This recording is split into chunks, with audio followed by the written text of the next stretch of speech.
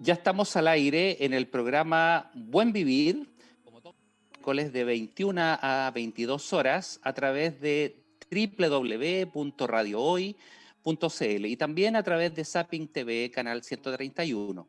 Saludamos cordial y afectuosamente a todos nuestros amigos que se conectan a través de la web, amigos desde Arica hasta Tierra del Fuego y también amigos que están en la web en diferentes países de América, América Latina, América del Norte, Europa, Asia y el Caribe. La verdad es que tenemos muchos amigos a lo largo del mundo que se conectan todas las semanas en este horario para disfrutar de este programa, que la verdad es que es más que un programa, es un late, es un programa de conversación, ¿no es cierto?, que vamos abarcando temas desde la medicina, la ciencia, la tecnología, pero también el arte, la cultura, la entretención, la música. Bueno, también tenemos nuestro WhatsApp, el más 569-8728-9606, más 569-8728-9606. Y esta noche tenemos un programa muy especial. La verdad es que hemos sabido hace algunas semanas de algunos casos, ¿no es cierto?, de COVID, de coronavirus, en niños, ¿no es cierto? Y con una complicación bastante grave, que es el denominado PIMS, o este síndrome inflamatorio multisistémico, ¿no es cierto?, que ha producido y ha provocado incluso muertes en niños. De esto y de muchas cosas más relacionadas al tema del coronavirus en niños, esta noche vamos a conversar con una amiga, una compañera de curso. La verdad es que nos conocemos hace muchos, muchos años. Ya tenemos ambos más de 30 años de médico, pero como yo le decía fuera de pantalla, ella está exactamente igual que hace 30 años atrás. Yo no sé cómo lo hace, la verdad es que eso me tiene que dar la No, receta, porque eso es algo que no muchas personas lo logran en el tiempo. María Angélica, quiero saludarte, agradecer tu presencia esta noche en el programa y bienvenida. La verdad es que para mí es un privilegio poder estar esta noche contigo. muchas gracias. Marito, amigos de la vida, agradezco la invitación, feliz de poder aportar con algo, con lo que se pueda, y más ahora en estos momentos que tan difíciles. Sí, claro. La verdad es que la situación está súper Complicada, crítica, sí. muy compleja, ¿no es cierto? Y la verdad es que el coronavirus no da tregua y cada día uno ve más complicaciones, ya no hay camas prácticamente, ¿no es cierto? Y la verdad es que se ve una situación que no Oscura. tiene, ¿no es cierto?, una salida a un corto o un mediano plazo. Y bueno, como tú como pediatra, ¿no es cierto?, obviamente estarás un poquito al tanto de esto del coronavirus en niños, que la verdad, cuando empieza la pandemia, hace poquito más de un año, ¿no es cierto? O un año prácticamente, no conocíamos mucho en relación a cómo se comportaba este virus y la verdad es que en muchos casos Sí. se dijo que no afectaba a niños, ¿no es cierto? Que los niños por Se ha algún dicho tantas cosas. mecanismo, ¿no es cierto?, de inmunológico, estos estaban protegidos y la verdad es que uno veía a los niños ahí, no, si no se va a enfermar. ¿Qué pasa cómo se presenta el Sí. coronavirus en los niños? A ver, bueno, el coronavirus en los niños, antes de entrar en el cuadro clínico general de los niños, me encantaría poner en contexto lo que es la estadística del coronavirus en los niños. Tenemos que saber claramente, y lo hemos vivido, ¿no es cierto?, que obviamente afecta mucho menos que los adultos. Hoy en día en Chile tenemos alrededor de 1.100.000 contagiados, ¿no es cierto? Y de eso más o menos el 10%, 100.000 son niños. Y estos niños en general dijeron tantas cosas, como tú decías, dijeron que no se contagiaban, que contagiaban mucho, que si se enfermaban podían ser asintomáticos, o sea, tenían razón en muchas cosas y en otras no tenían razón. Los niños se pueden contagiar, se pueden enfermar, pueden contagiar también, obviamente, y el cuadro clínico no es menos cierto que en su gran mayoría es leve y en muchos casos asintomático. Sobre el 90 y tantos por ciento es leve, pero los niños se pueden enfermar y se pueden enfermar gravemente. Esa parte no estaba en la conciencia de la gente. no teníamos conciencia de que el niño se enfermaba grave, que se podía enfermar, se podía choquear e incluso morir. Y eso es lo que se está viendo hoy en día, pero lo que en algún minuto comentamos, ¿no es cierto?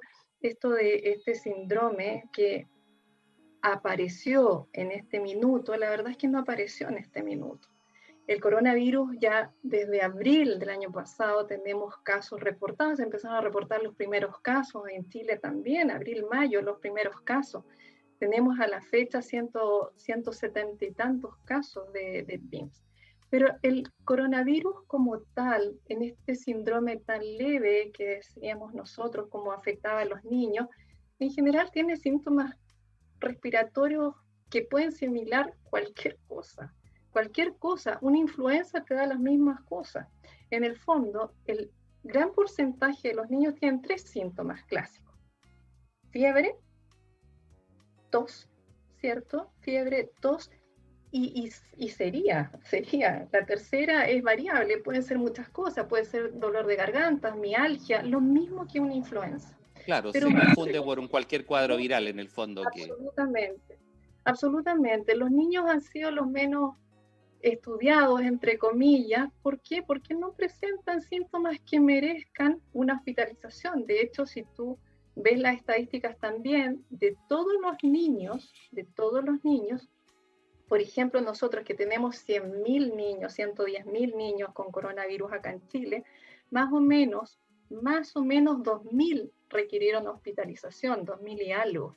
O sea, es una cifra que si tú la ves es muy poca. De esos 2.000, más o menos 300 y tanto necesitaron una intervención en la unidad de cuidado intensivo.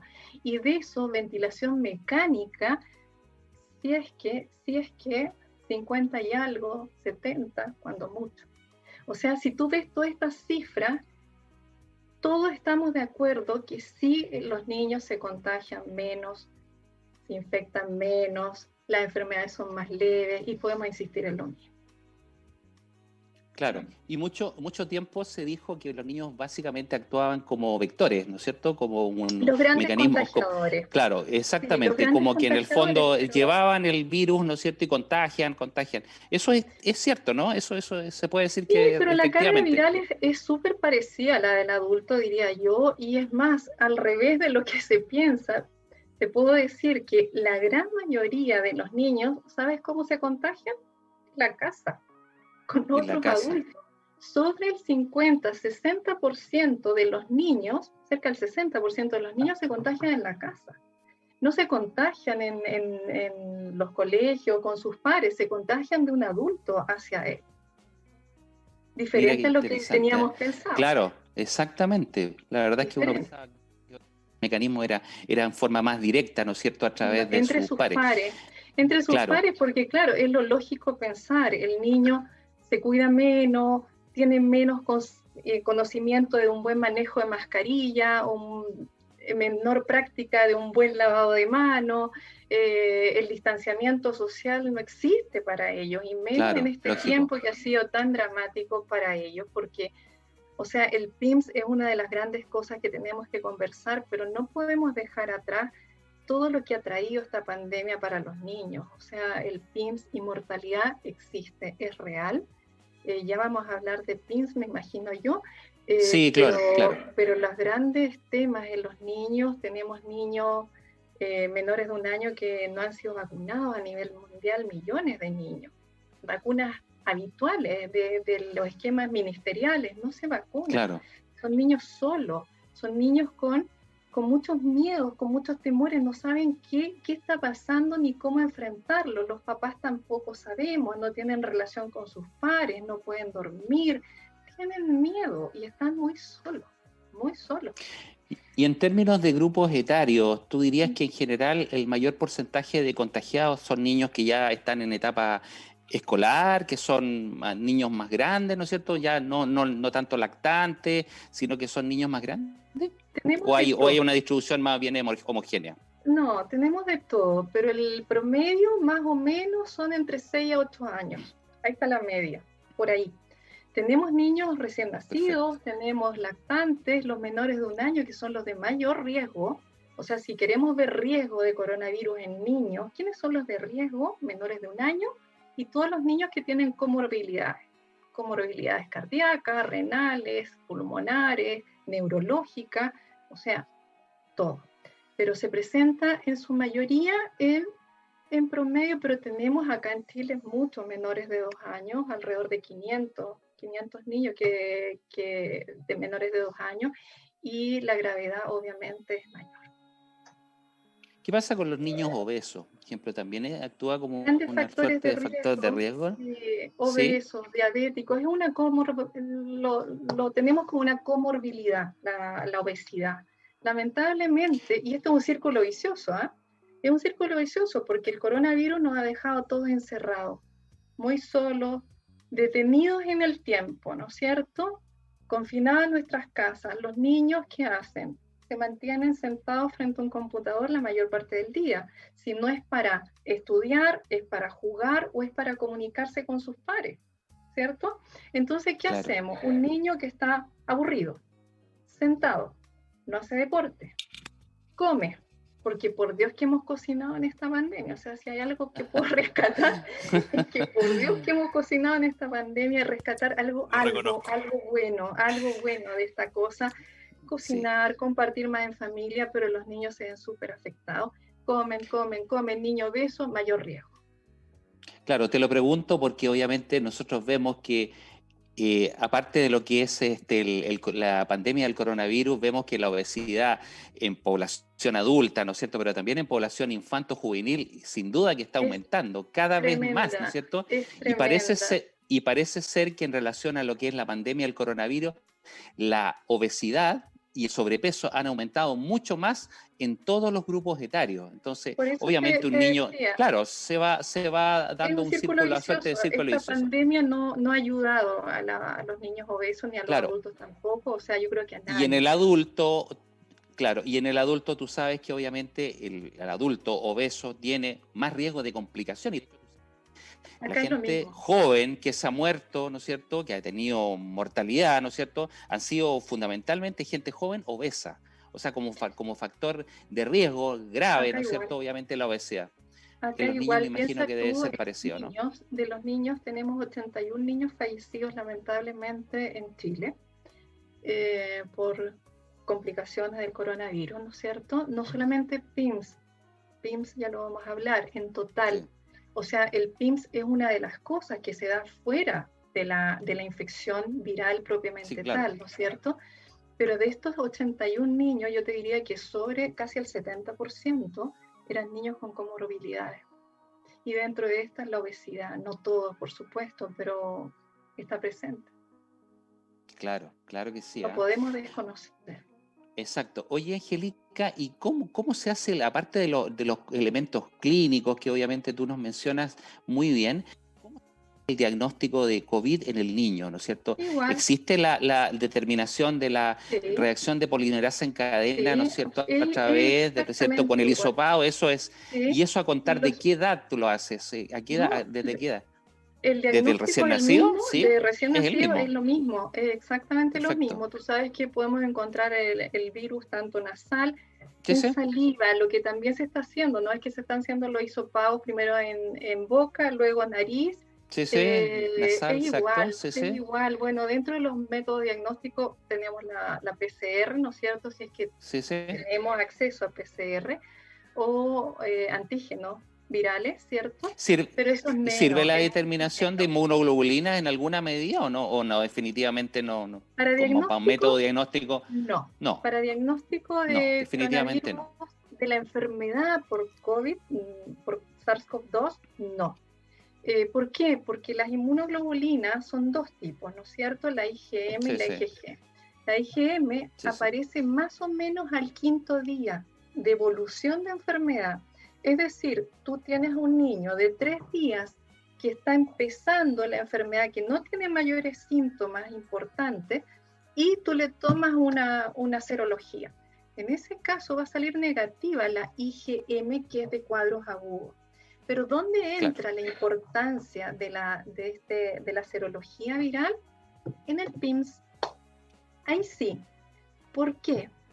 Porque este síndrome inflamatorio multisistémico pediátrico está relacionado temporalmente con una infección por coronavirus.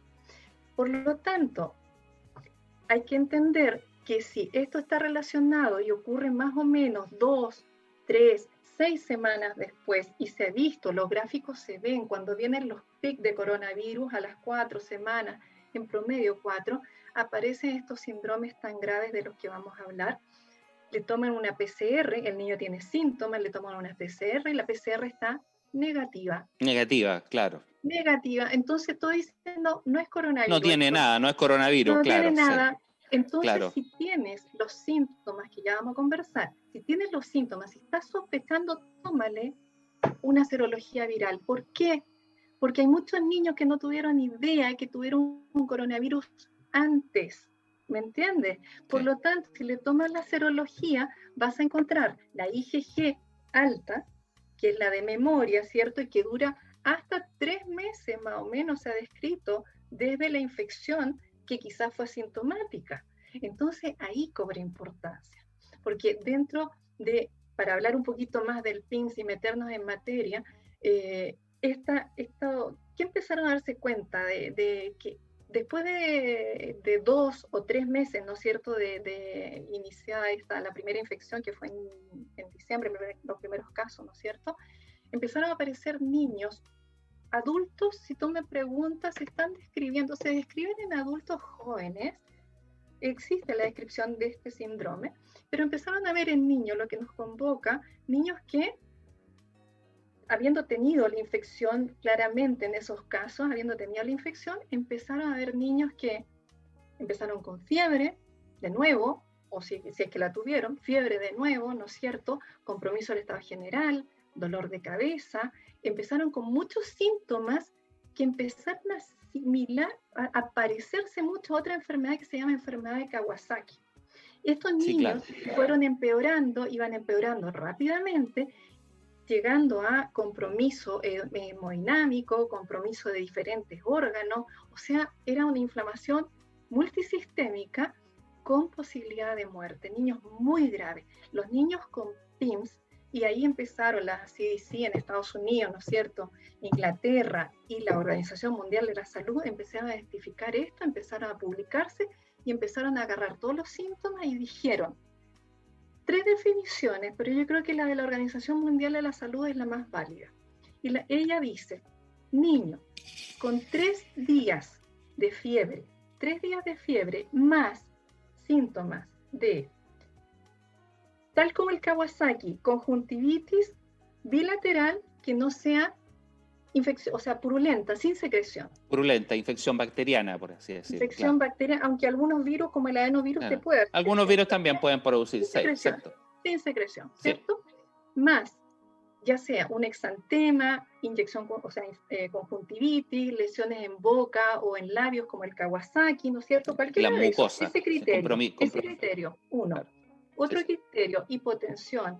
Otro criterio, compromiso cardíaco, que es lo que está marcando. Cuarto criterio, coagulopatía, son niños que se empezaban a trombosar, ¿te fijas? Y el último criterio, que es un criterio muy simple de reconocer y que eso va dirigido a la gente que no es de la salud también, que son síntomas gastrointestinales importantes, cosa que el Kawasaki no lo tiene. Bueno, dijeron, niños con fiebre de más de 3 días de evolución, más cualquiera, por lo menos 2 de cualquiera de los criterios que nombré, hacía el diagnóstico siempre y cuando tuvieran, uno, exámenes de laboratorio que reflejaran una inflamación importante, PCR, VHS, procalcitonina, etc. Que se haya descartado otra enfermedad, absolutamente, como el shock tóxico. El shock tóxico es muy parecido. Shock tóxico por estáfilo, por estrepto, etc. es muy parecido. Claro. O el síndrome de activación macrofágica, que también tiene similitudes, ¿no es cierto? Descartado eso y teniendo el antecedente de haber tenido un contacto estrecho con un caso COVID o PCR positiva, solamente en el 30 y tantos % hay PCR positiva. No podemos esperar la PCR positiva para hacer el diagnóstico de PIMS. ¿Se entiende? Y lo Sí, último, correcto. con IgG positiva, que puede ser acompañada de PCR positiva, que puede ser, acuérdense que todo puede ser, No, pero la claro. PCR positiva en estos casos de niños no significa que haya virus activo en ese sentido infeccioso. No sé si me explico. Está actuando de otra manera.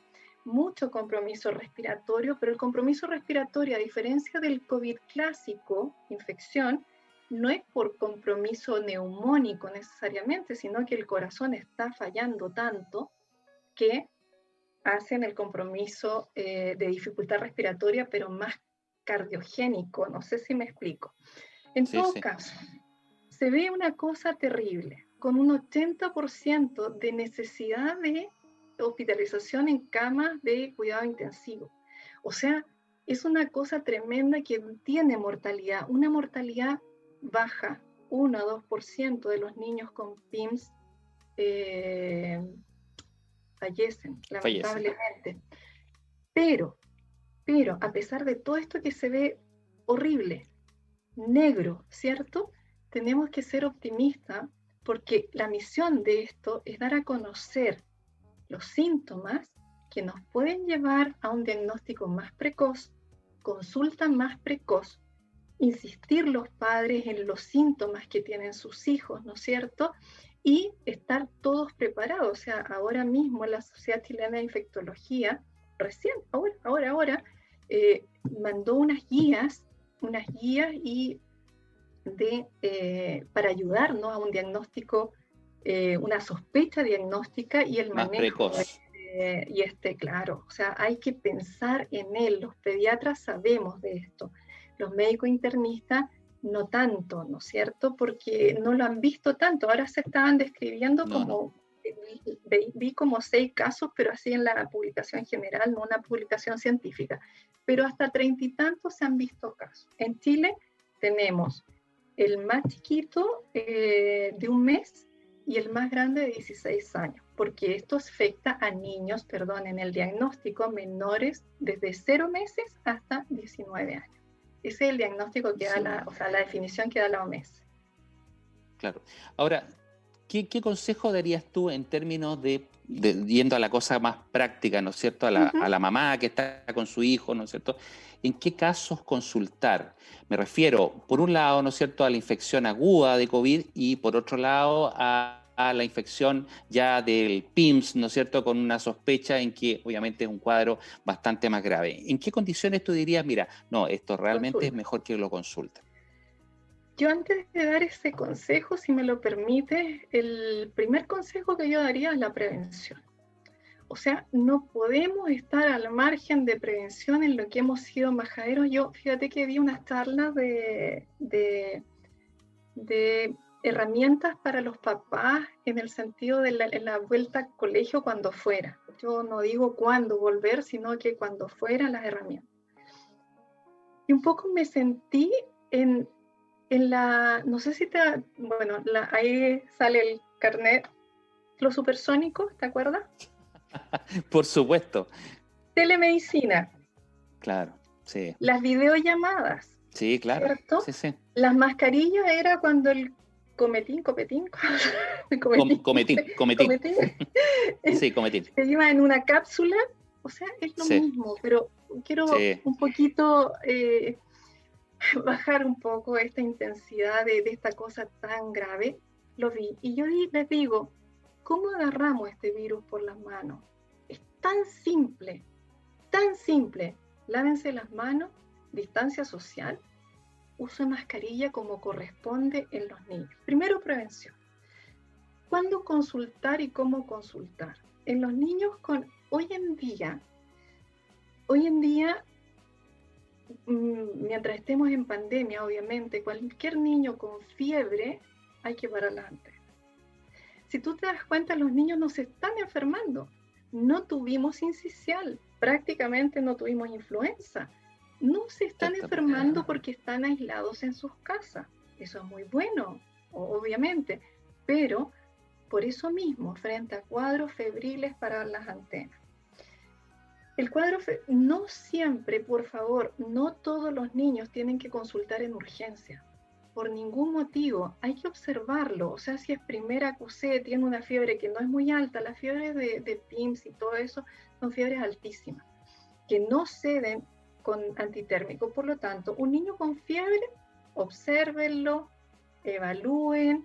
Si tratan de bajar la fiebre, no baja, hay compromiso respiratorio, obviamente. Si ustedes lo ven mal como padres, llévenlo.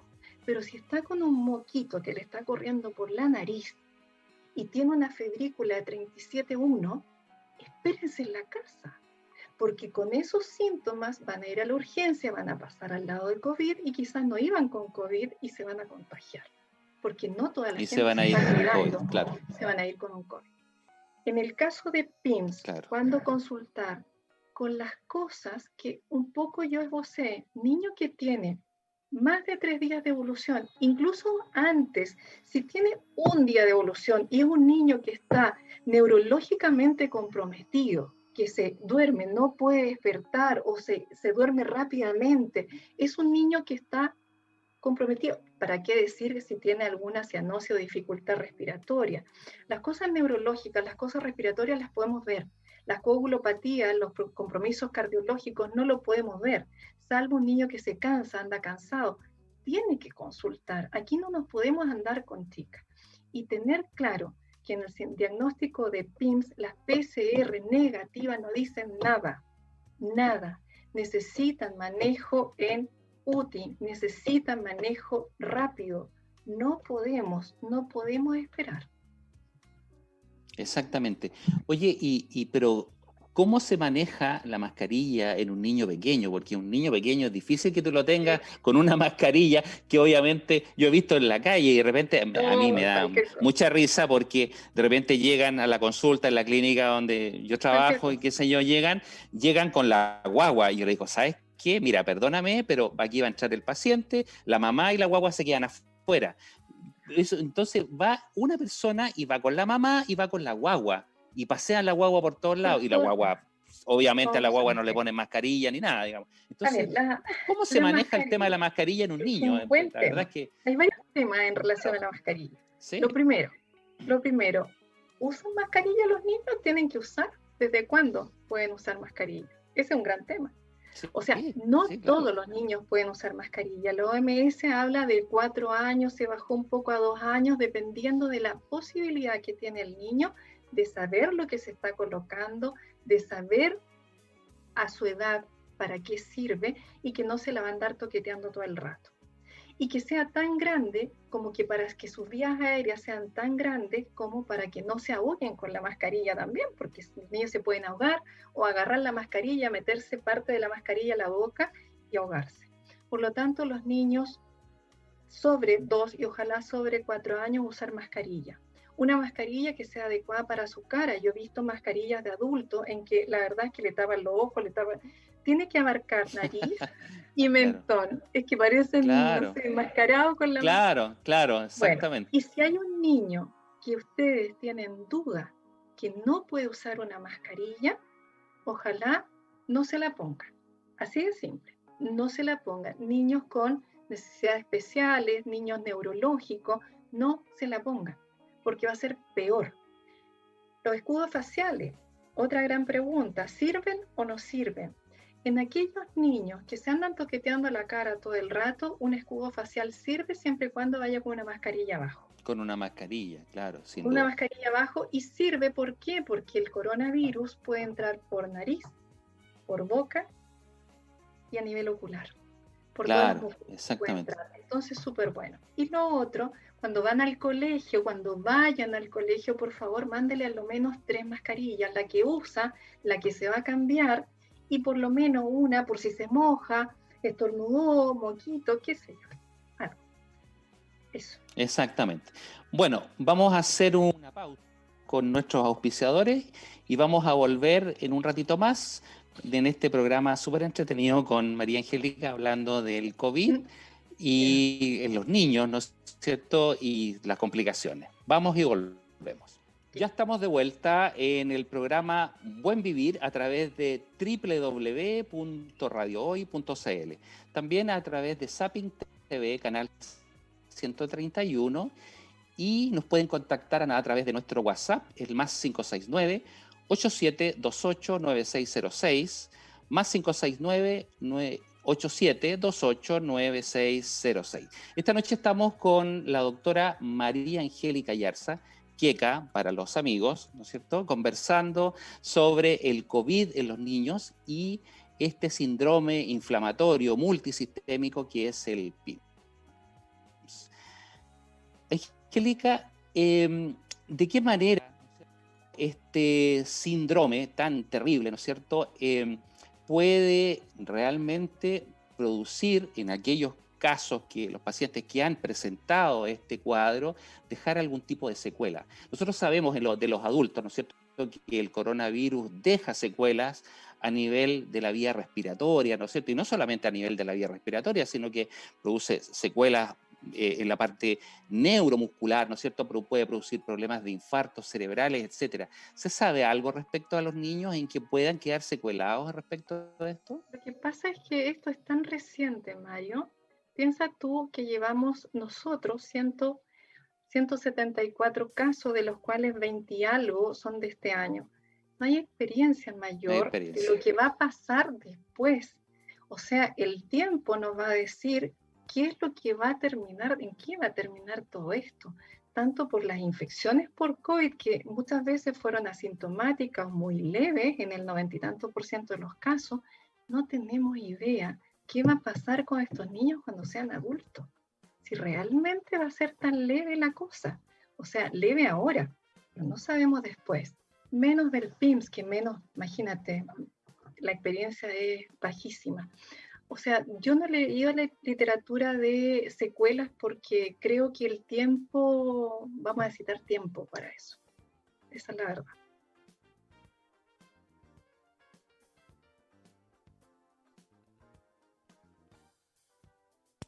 Se quedó pegado, parece, nuestro amigo Mario.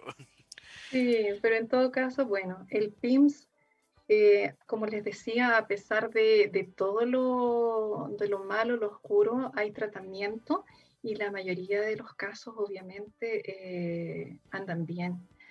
O sea, pasan momentos críticos, tremendos, en UCI, la mayoría, por supuesto, pero la verdad es que la mayoría sale.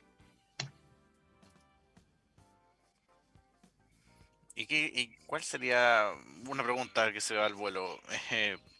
La mayoría sale, pero habría como también un porcentaje que es a lo mejor menor de una gravedad absoluta del niño, ¿no es cierto? Porque claro, o sea, la mayoría sale.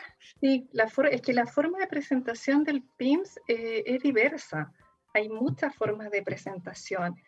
Casos muy graves o casos no tan graves dentro de este mismo cuadro sindromático grave.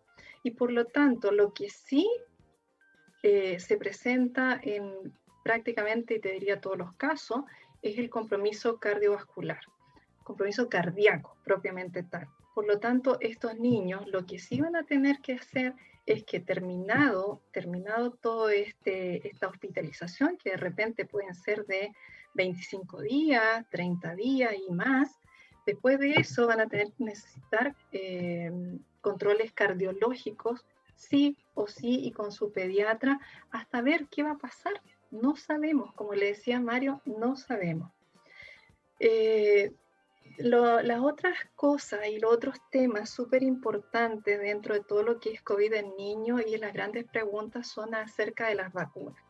¿Qué pasa con las vacunas en los niños? Y la verdad es que, bueno, puedo comentarles que vacunas para niños hoy en día no hay. No hay disponibilidad salvo vacunas niños, o sea, adolescentes de 16 años hacia arriba, entre 16 y 18 años, podría la vacuna Pfizer entrar. Pero hay 9 laboratorios productores de vacuna con ensayos para niños, para su uso en niños. ¿Por qué no se usa en niños? No porque los niños no necesiten la vacuna, la necesitan igual, pero menos que los adultos. Dos, los estudios primero se hacen en adultos, después en niños y menos en embarazadas. Entonces dijeron, o sea, esta es una vacuna de emergencia, o sea, la vacuna para coronavirus es una vacuna de emergencia, por lo tanto, pero a pesar de esa emergencia, pensemos que 60 días después más o menos de que apareció en Wuhan el coronavirus, ya se estaba probando una vacuna, o sea, esto ha sido meteórico, histórico. Se están probando, se están haciendo estudios para salir más o menos en el 2021, a fines del 2021 y más seguridad en el 2022, 9 laboratorios de productores de vacunas para probando vacunas en niños desde 3 años en algunos, otros más grandecitos, pero los 3 años sería como lo más chiquito. ¿Y cuáles vacunas serían las que pensamos nosotros que podría ser la que se podría dar en niños? Sería más que nada, yo creo que la Sinovac. Es una cosa muy personal, ¿eh? ¿Por qué la Sinovac? Porque es una vacuna virus vivo, o sea, virus inactivado, perdón. Claro, virus atenuado, exactamente. Inactivado. Sí. Y que esas son vacunas que muchas veces se han colocado en niños. Entonces, es una vacuna, son vacunas probadas en niños.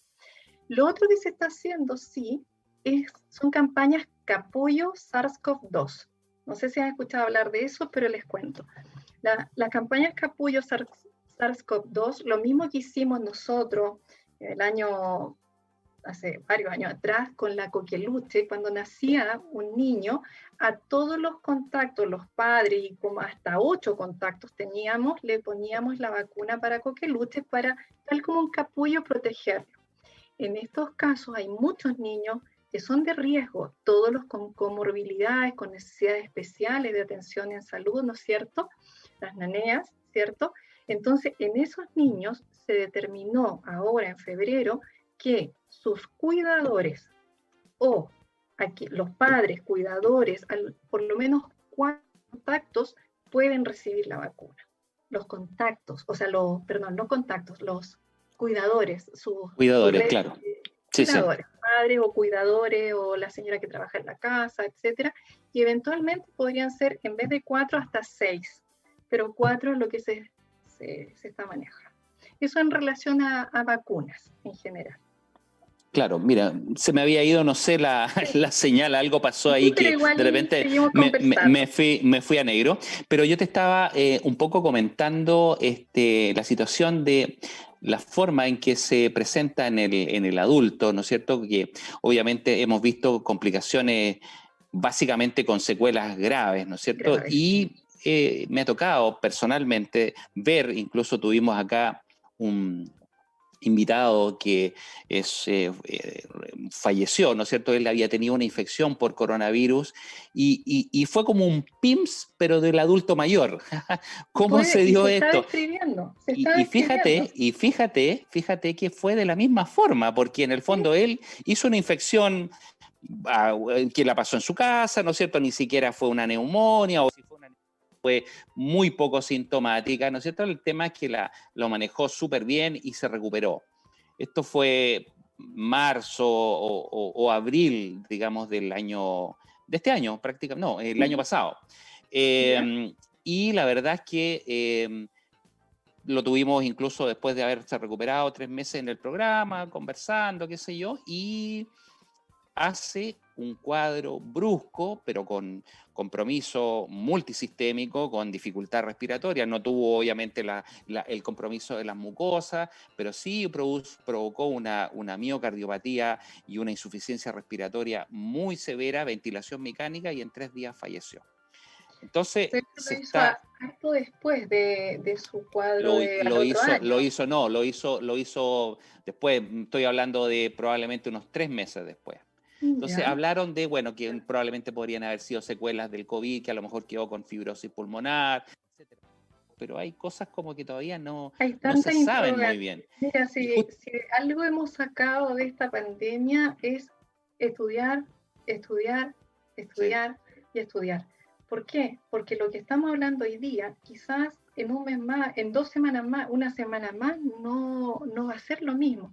En todo caso, los estudios de que hemos hablado y todo lo que hemos conversado, se ha ido repitiendo. Las cosas, las generalidades que estamos hablando, no hay mayores cambios. En cuanto a secuelas, obviamente, estoy hablando de Chile, a nivel mundial, mucho más experiencia, pero en Chile, obviamente, si tenemos una casuística en un año y algo de 50 y tantos niños ventilados, creo que nos falta mucho para decir qué va a pasar. Y vamos a tener mucho más tiempo que los médicos internistas de ver qué va a pasar a futuro. O sea, si pensamos que esto es único, lo que estamos viviendo, estamos equivocados. Las pandemias, desde que existe la humanidad, han existido y van a seguir existiendo. Pero vamos a tener la oportunidad nosotros, los pediatras, si la salud nos acompaña, de ver a nuestros niños evolucionar y ojalá, espero, así sea, que no tengamos sorpresa. Exactamente. Y esto obviamente tiene para largo, o sea, en el fondo no sabemos todavía, ¿no es cierto?, cuánto tiempo más nos espera en esta condición. Y volviendo un poquito a lo que es el COVID y yendo más al plano más íntimo, al plano más personal, ¿cómo has vivido tu pandemia? Como médico, obviamente trabajando, pero ¿cómo lo has vivido en la parte más personal, en la parte más familiar? Más familiar. O sea, yo creo que lo hemos vivido como todo el resto, o sea, con muchos miedos, con muchas incertidumbres, con muchos conocimientos, ir adquiriendo conocimientos, con muchos miedos porque nosotros somos familia, mi marido es médico, mi cuñado es médico, mi hija se acaba de recibir de médico, mi yerno también es médico, entonces uno cuando está encerrado en la casa, yo por razones de salud no pude estar tan activa el año pasado, pero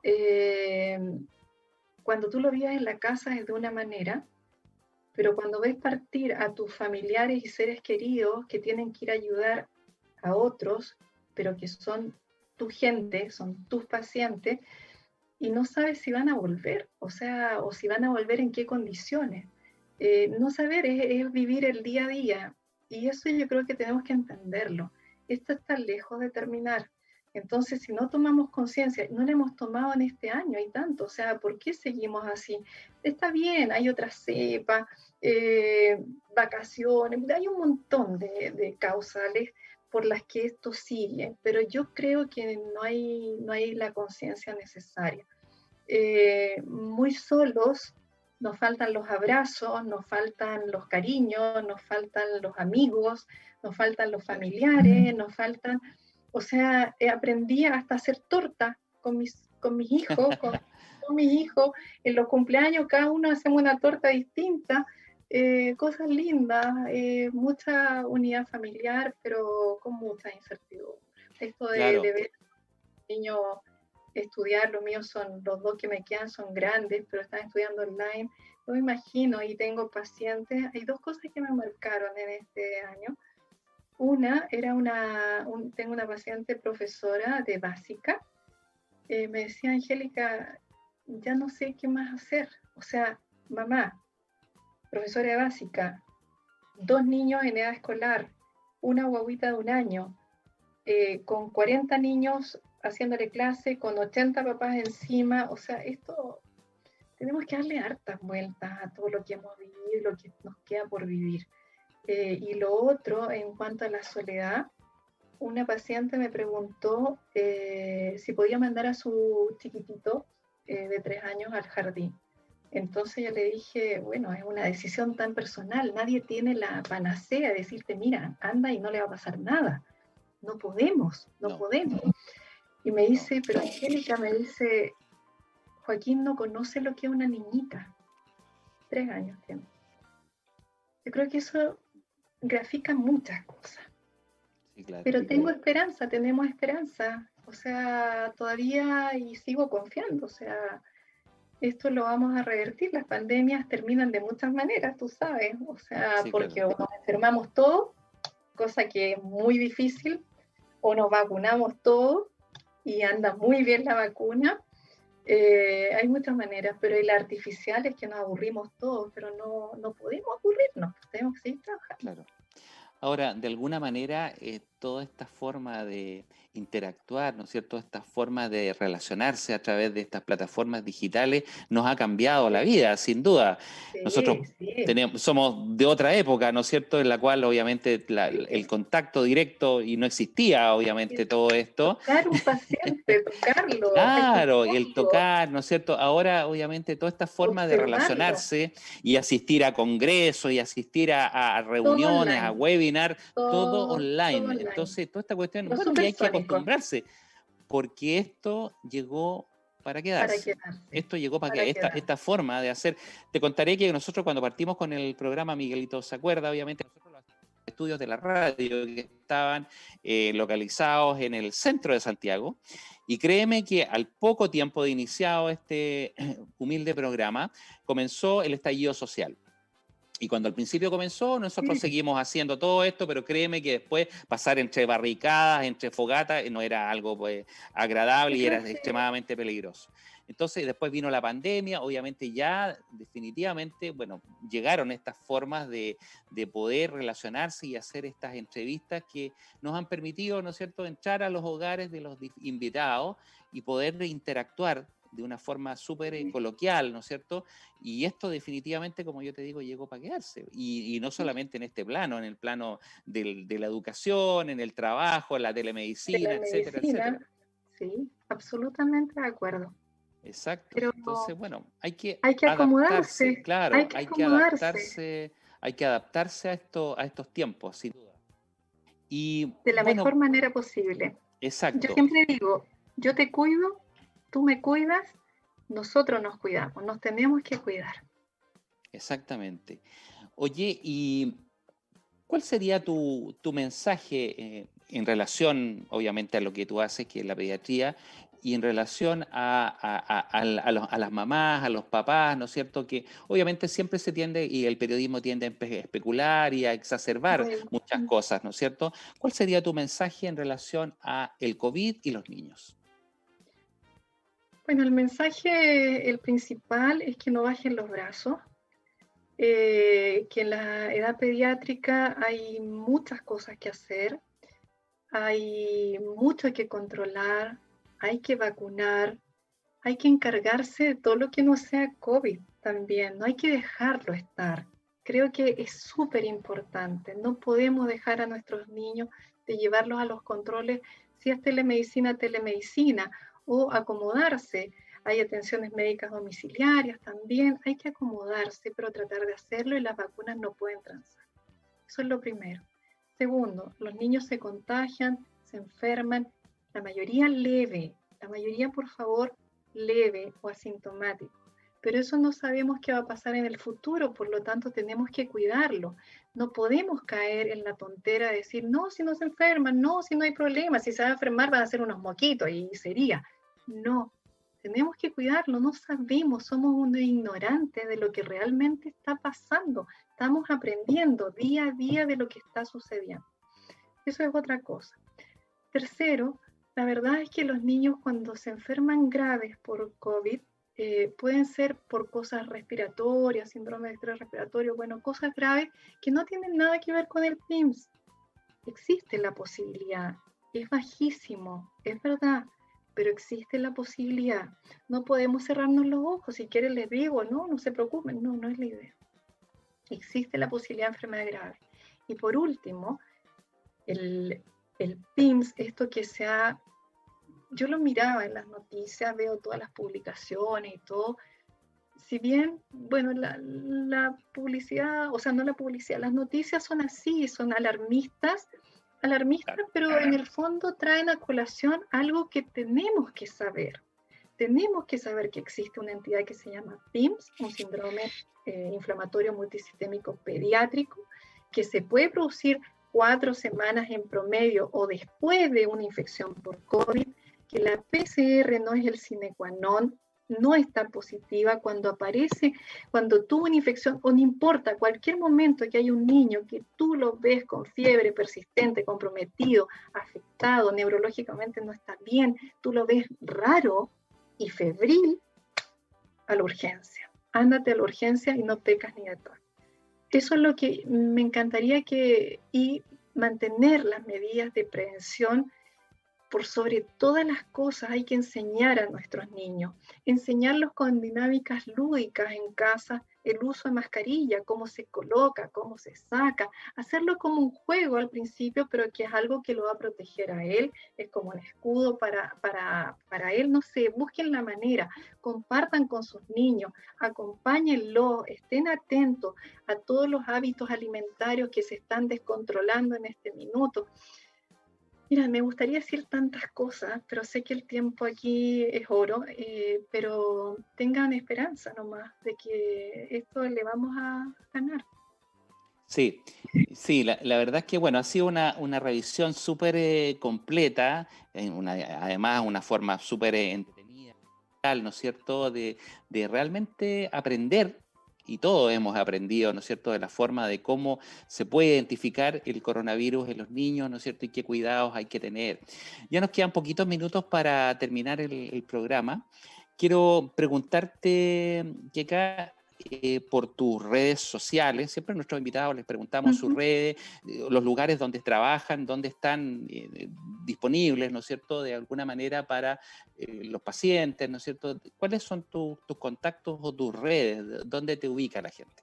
A ver, bueno, yo lamentablemente soy una de las personas de riesgo, muy lamentablemente.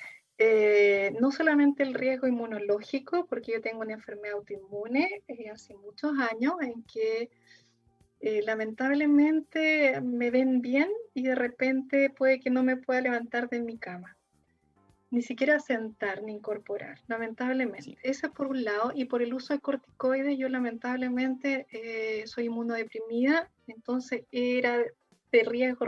Para rematar esto, me operaron del corazón justo el 13 de marzo, por lo tanto ha sido difícil, entonces me reinventé.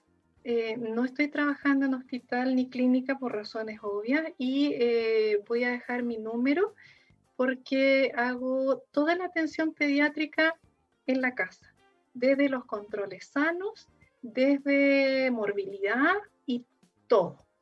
Armo una consulta en las casas de mis pacientes, he sido muy feliz. Estoy en Instagram también, estoy por WhatsApp, estoy en Facebook. ¿Cuáles son tus redes por Instagram o por Face? ¿Cuáles son tus redes?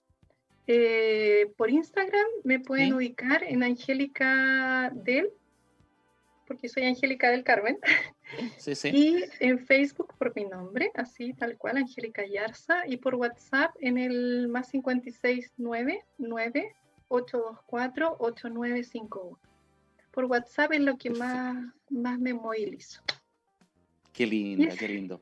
La verdad es que ha sido, como dije, un programa súper entretenido, ha sido una entrevista muy especial para mí, ha sido un privilegio poder conversar contigo y la verdad es que no nos veíamos hace mucho tiempo, desde la celebración de los 30 años, ¿no es cierto?, de médicos, de ambos. Entonces para mí ha sido el doble de orgullo y feliz realmente de haber compartido este programa contigo, de un tema que realmente, por favor, tu casa, la verdad es que a lo mejor te voy a comprometer más adelante con alguna otra cosa entretenida que podamos compartir y también difundir hacia nuestro público.